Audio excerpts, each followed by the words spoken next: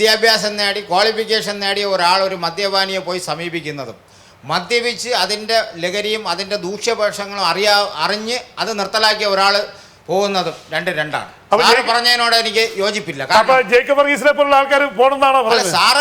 Sir പോകുന്നത് കറക്റ്റാണ്. കാരണം സാറ് അതിൻ്റെ എല്ലാ വശവും അറിയാവുന്ന ആളാണ്. ഇപ്പം ഞാൻ ഒരാളിനെ പോയി മദ്യപിക്കുന്ന ആളിനെ ഉപദേശിച്ചാൽ ചിലപ്പോൾ പക്ഷേ ഇന്നത്തെ കാലത്ത് എനിക്ക് എൻ്റെ ഒരു എളിയ ഒരുപാട് അനുഭവങ്ങളുണ്ട്. ഉപദേശിക്കാൻ പോയോണ്ട് എൻ്റെ പറയും നീ പണ്ട് കുടിച്ചോണ്ട് നടന്ന തന്നെ പിന്നെ എന്തിനാ ഉപദേശിക്കണമെന്നാണ് ചോദിക്കുന്നത്. എന്ത് പറയണ്ടേ ഇതിനെ കുറിച്ച്? ഇത്രയൊക്കെ പറഞ്ഞു, രണ്ടുപേരും വലിയ അനുഭവങ്ങൾ പറഞ്ഞോണ്ടിരിക്കുക. നിങ്ങൾ നാളെ മദ്യപാനം നിർത്തുവോ? അല്ല, ഒരാഴ്ച ഗവൺമെന്റ് ഫുൾ ബിവറേജസും ബാറും അടച്ചിടാൻ പറ്റുമോ? പറ്റിയാൽ ഇപ്പോഴത്തെ ചെയ്ത് കാണിക്കുക. എങ്കിൽ ഇപ്പോഴത്തെ കണക്കില്ലേ പകുതിയാവും. അല്ല, അതിനൊരു ഉദാഹരണം പറയാം. ശരി, സർക്കാർ ഒരാഴ്ച ഇപ്പൊ ഒരു ദിവസം ഉണ്ടല്ലോ, 1-ാം തീയതി ഉണ്ട്. 1-ാം തീയതിക്ക് വേണ്ടിയുള്ള സ്റ്റോക്ക് നിങ്ങൾ ഉണ്ടാക്കില്ലേ?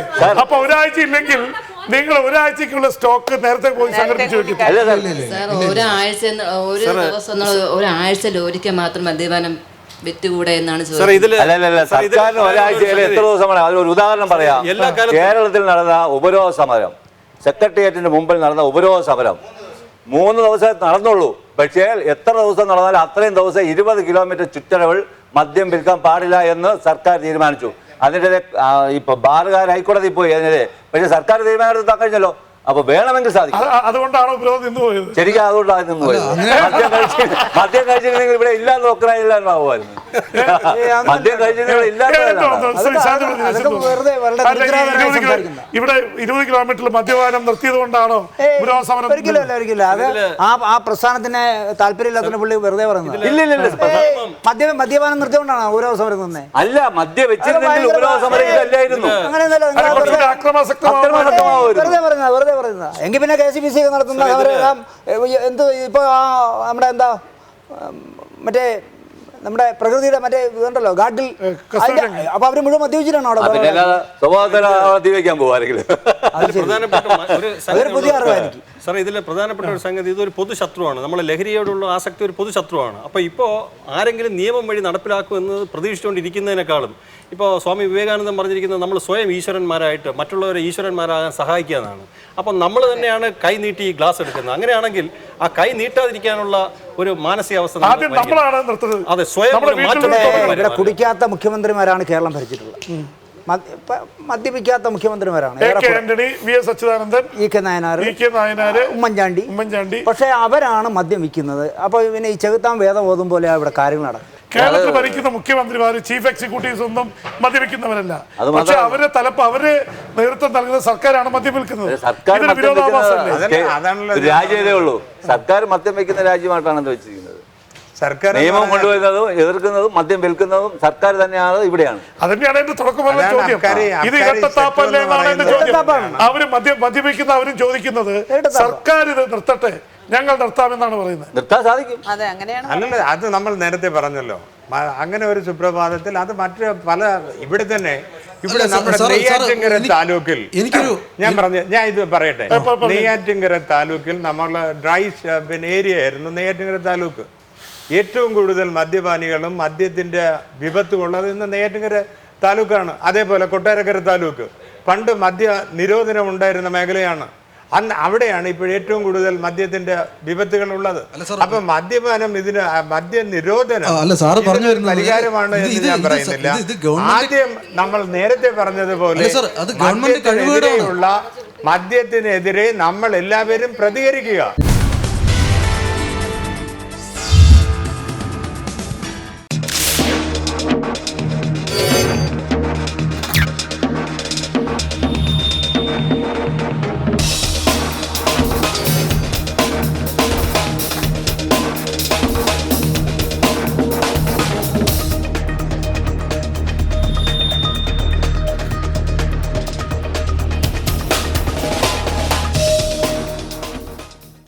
സാർ, എനിക്ക് പറയാനുള്ളത് നമ്മുടെ മദ്യഷോപ്പിലും ബിവറേജസിലും എത്ര മണിക്കൂർ വേണമെങ്കിലും പുരുഷന്മാർ ക്യൂ നിൽക്കുന്ന ഒരു അവസ്ഥയാണ്. അതെ, പക്ഷെ അതെന്തുകൊണ്ടാണെന്നറിയോ? എക്സൈസ് കമ്മീഷനൊക്കെ അറിയാം എന്തുകൊണ്ടാണെന്നറിയോ? ഒരു വാണിംഗ് ഉണ്ട്, അടിപിടി ക്യൂവിൽ നടന്നാൽ ആ നിമിഷം ഷട്ടർ ഇടാനാണ് ഓർഡർ. അപ്പോൾ ആരെങ്കിലും പ്രശ്നം ഉണ്ടാക്കിയിട്ട് ഷട്ടർ ഇട്ടാൽ ഈ പ്രശ്നം ഉണ്ടാക്കുന്നവര് ബാക്കി എല്ലാവരും കൂടി തല്ലും. പേടിച്ചിട്ടാണ് ഉണ്ടായിരിക്കുന്നത് സാർ. പക്ഷെ അവരുടെ അടുത്ത് ഒരു റേഷൻ കടയിൽ പോയി ഒരു കിലോ അരി വാങ്ങിയിട്ട് വരാൻ പറഞ്ഞാൽ അവര് അന്ന് പിന്നെ വീട്ടിലെ പൂര തല്ലായിരിക്കും. അപ്പൊ റേഷൻ വാങ്ങാൻ പോകില്ല, മദ്യം വാങ്ങാൻ പോകും. അതെ, അത് എത്ര മണിക്കൂർ വേണമെങ്കിലും അക്ഷമരായിട്ട് കാത്തു നിൽക്കാൻ അവർക്ക് സാധിക്കുന്നു. പക്ഷെ വീട്ടിലെ കാര്യം അതിന് വല്ല അനുഭവം ഉണ്ടോ? ഇല്ല, അനുഭവമില്ല. അനുഭവങ്ങൾ പങ്കുവെക്കുന്നവരുണ്ട്. അല്ലല്ല, ഞാൻ പറയുന്നത് ഇപ്പോഴും മദ്യപിക്കുന്ന ആളുകൾ ഒരിക്കലും ഇതേപോലെ കറുത്ത് തൊപ്പിയൊന്നും വെക്കില്ല. അവർ ഡയറക്റ്റായിട്ട് തന്നെ ക്യൂവിൽ നിന്ന് പിന്നെ ആളുകൾ കാണത്തക്ക രീതിയിൽ തന്നെയാണ്. അല്ലല്ല, അത് ക്യൂവിൽ നിൽക്കുമ്പോ ഈ ഒരേ തൂവൽ പക്ഷി അല്ല, ഒറ്റ മിനിറ്റ്, ഒരേ തൂവൽ പക്ഷികളാണ് അവിടെ നിൽക്കുന്നത്. അപ്പൊ പരസ്പരം നാണക്കേടില്ല. അതേസമയം ഇവിടെ വന്നിരിക്കുന്ന ഭൂരിപക്ഷം പേര് ഇതിനെ കൊല്ലാൻ വേണ്ടി വന്നിരിക്കുക. രണ്ടുപേരും മദ്യപിക്കുന്നു പറഞ്ഞാൽ നിങ്ങൾ അവരെ റെഡിയാക്കും. അതുകൊണ്ട് അവര് പേടിച്ചിട്ടാണ്, ഇവിടെ ന്യൂനപക്ഷമാണ് മദ്യപാനി. പണ്ട് ഷാപ്പിലൊക്കെ തലയിൽ മുണ്ടിട്ടോണ്ടാണ് അകത്ത് കയറണം. തിരിച്ചു വരുമ്പോ മുണ്ട് തലയിൽ കെട്ടിക്കൊണ്ടാണ്. അതുകൊണ്ട് അതിലും കഥയില്ലല്ലോ. ഈ അടിക്കാതിരിക്കുമ്പോ ഒരു അപകർഷതാബോധം കാണും മദ്യപിക്കുന്നവരുടെ എതിരെ. അത് എന്താ ഞാൻ പറയുന്നത്, നമ്മൾ ഈ പിന്നെ ഇങ്ങനെയുള്ള ഇപ്പം നമുക്കറിയാമല്ലോ, ചാനലുകൾ വരെ മദ്യത്തിനെതിരെയുള്ള പരിപാടികൾ ടെലികാസ്റ്റ് ചെയ്യുന്നുണ്ട്. പിന്നെ പിന്നെ പ്രധാനപ്പെട്ട ചാനലുകൾ വരെ നമ്മൾ കണ്ടതാണ്. അല്ലല്ല, നിയമം അനുസരിച്ച് പത്രത്തിലോ ചാനലുകളിലോ മറ്റേ ഇതിന്റെ മീഡിയ റൂൾ അനുസരിച്ച് മദ്യത്തെ ഇത് ചെയ്യുന്ന ഒരു പരസ്യം കൊടുക്കാൻ പാടില്ല. അപ്പൊ അതുകൊണ്ട് എന്താ ചെയ്യുന്നത് മദ്യ കമ്പനികള്? ഇപ്പൊ ഒരു കമ്പനി എന്ത് ചെയ്യുന്ന അവര് സോഡയുടെ പരസ്യം കൊടുക്കും, അല്ലെങ്കിൽ ചിപ്സിന്റെ പരസ്യം. അപ്പൊ അതുകൊണ്ട് മദ്യത്തിന്റെ പരസ്യം കൊടുക്കാൻ പാടില്ല. അതല്ല ഞാൻ പറഞ്ഞത്, മദ്യത്തിനെതിരായിട്ടുള്ള ബോധവൽക്കരണ പ്രവർത്തനങ്ങൾ ഈ പിന്നെ TV ചാനലുകൾ തന്നെ ഈ ചർച്ച തന്നെ മദ്യപാനത്തിനെതിരെയുള്ള ഒരു വലിയ ഇതല്ലേ? മദ്യത്തിൽ മുങ്ങുന്ന കേരളം എന്ന് പറയുമ്പോ ഇതില് അഭിമാനം കൊണ്ടല്ലോ ഈ ചർച്ച സംഘടിപ്പിച്ചത്. മദ്യത്തിൽ കേരളം മുങ്ങുന്നതൊന്നുമില്ല, പക്ഷേ മദ്യം കേരളത്തിൽ ഉണ്ട് എന്നുള്ളത് നമ്മൾ മനസ്സിലാക്കുക. അല്ലെ, ശരിയാണോ? മുങ്ങുന്നില്ല എന്ന് പറയുന്നതിനോട് കണക്കുകൾ പറയാനിരിക്കുകയാണ്. അല്ല, ഞാൻ പറഞ്ഞില്ലേ, അല്ല ഞാൻ വളരെ സിമ്പിൾ ആയിട്ടുള്ള കണക്ക് പറഞ്ഞു. കേരളത്തിലെ 3 കോടി ജനങ്ങളാണുള്ളത്. ഏതാണ്ട് 120-130 കോടി ജനങ്ങളാണ് ഇന്ത്യയിലുള്ളത്. പക്ഷേ ഇതിൽ 16% മദ്യം കഴിക്കുന്നത് ഈ 3 കോടി ജനങ്ങൾ കഴിക്കുന്നത് ഞാൻ പറയുന്നില്ല.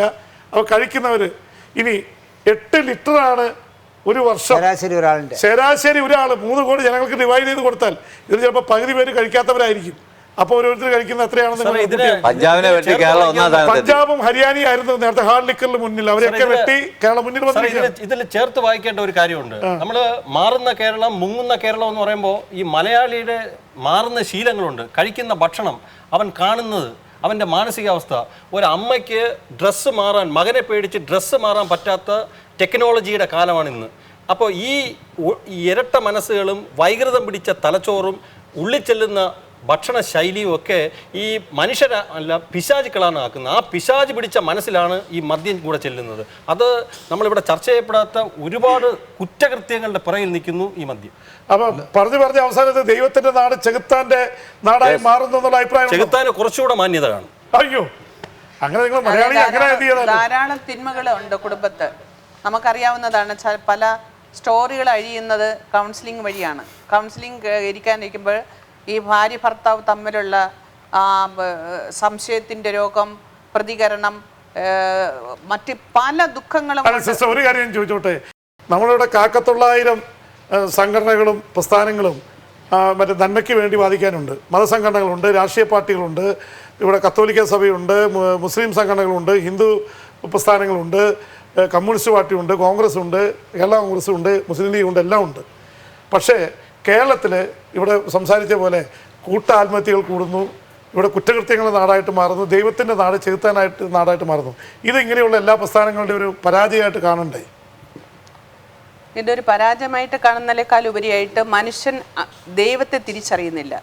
ദൈവവുമായിട്ടുള്ള ഒരു ബന്ധവും ഇല്ലാത്തതിൻ്റെ കാരണത്താലാണ് മനുഷ്യൻ തിന്മയെ നന്മയായി കാണുന്ന ഒരു അവസ്ഥയാണ് ഇന്ന് ലോകത്തിൽ നിലനിൽക്കുന്നത്. ഏത് തിന്മയും ചെയ്യാനുള്ള ഒരു ധൈര്യവും, ഏത് തിന്മയും അത് ശരിയാണെന്നുള്ള ഒരു ബോധ്യവും, അതിൻ്റെ പിന്നിൽ കുടുംബങ്ങളിലും നാടിലും സമൂഹത്തിനും സമാധാനവും സന്തോഷവും സുരക്ഷിതത്വവും നഷ്ടപ്പെട്ടു വരുന്ന ഒരവസ്ഥയായിട്ടാണ് ഇന്ന് മാറിക്കൊണ്ടിരിക്കുന്നത്. അതിൻ്റെ പിന്നിൽ കുടുംബങ്ങളിലാണെങ്കിൽ സമാധാനമില്ല, വിശ്വസ്തതയില്ല. അങ്ങോട്ടും ഇങ്ങോട്ടും സംശയത്തിൻ്റെ പേരിൽ മാത്രമല്ല, വിശ്വസ്തതയില്ല. ഭാര്യയ്ക്ക് ഭർത്താവിനോട് വിശ്വാസമില്ല, ഭർത്താവിന് ഭാര്യയോട് വിശ്വാസമില്ല. ഈ അവിശ്വസ്തത ഭാഷകൾ മനസ്സിലാവുന്നില്ലാത്ത അതുപോലെ തന്നെയാണ്. വിശ്വസ്തത എന്ന് പറയുന്നത് വളരെ ഇമ്പോർട്ടൻ്റ് ആണ്. ലാസ്റ്റ് ആയിട്ട് ഫിലിം മേക്കർ താങ്കൾ എന്ത് പറയുന്നു? അല്ല, ഇത് ഞാൻ നേരത്തെ പറഞ്ഞ പോലെ, അതായത് ഈ ഭരിക്കുന്നവർക്കൊരു ഇച്ഛാശക്തി ഉണ്ടെങ്കിൽ ഇത് കൺട്രോൾ ചെയ്യാനെങ്കിലും കഴിയും. അപ്പോൾ അവസാനം നമ്മൾ ചെന്നെത്തുന്നത് എല്ലാം സർക്കാരിലാണ്. ഇവിടെ മദ്യപിക്കുന്ന ആൾക്കാരെന്ന് പറഞ്ഞ് മുഖംമൂടി ധരിച്ചിരിക്കുന്നവരും അല്ലാത്തവരൊക്കെ പറയുന്നത് ഇവിടുത്തെ വീട്ടമ്മമാരുടെയൊക്കെ കണ്ണീര് സർക്കാരിന് നേരെയാണ് തിരിയുന്നത്. സർക്കാർ 7,000-8,000 കോടി രൂപ വരുമാനമുണ്ടാക്കി മദ്യവിരുദ്ധ പ്രവർത്തനങ്ങൾ നടത്തുന്നു എന്ന് പറയുന്നുണ്ടെങ്കിലും അതാർക്കും സ്വീകാര്യമായി തോന്നുന്നില്ല. സർക്കാരിൻ്റെ ജോലിയല്ല മദ്യവിൽപ്പന.